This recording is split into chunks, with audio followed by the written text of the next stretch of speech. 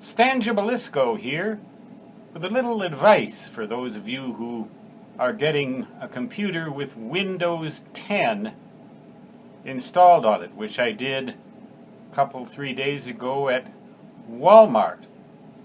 I bought a low-end laptop or notebook that you see right behind me there, and just last night it told me it needed to do some updates. Well, it really didn't give me a choice. Well, yeah, it did. It told me it had tried and it couldn't finish because I shut my computer off and disconnected from the internet when I'm not using it. But so I said, all right, sure, fine. It took an hour to install those updates. But when I did, a couple of things had happened. Number one, Windows Defender started working. It hadn't worked before. It was working now. And Microsoft Edge, their browser, also began working. The thing hadn't been updated since the operating system was first put on it all the way back in July. The thing had sat around for 6 months without any updates. No wonder there was some bugs there. The only negative is that my graphics program now just doesn't work anymore.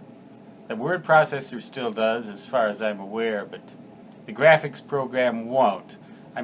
Which isn't really a negative on Windows 10, because the bloody thing was designed for Windows 98.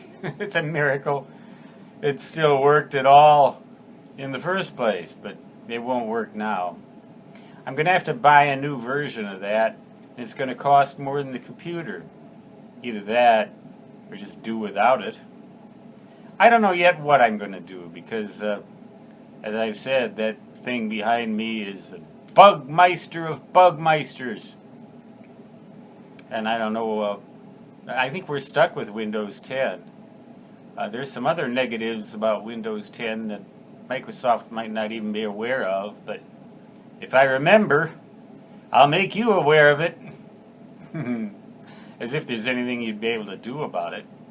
The ideal person who has a computer with Windows 10, the ideal candidate, is a person with a connection like Google Fiber, and a person who never keeps any sensitive information on their computer, and a person who's willing to leave their computer connected to the internet continuously.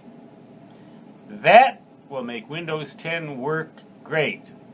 Otherwise, if you fall anything short of that, you're going to have some issues with Windows 10, I'm afraid. Except maybe switch to a Mac. I don't know. I don't know what I'm going to do, but it's interesting now that a couple of programs that didn't work do.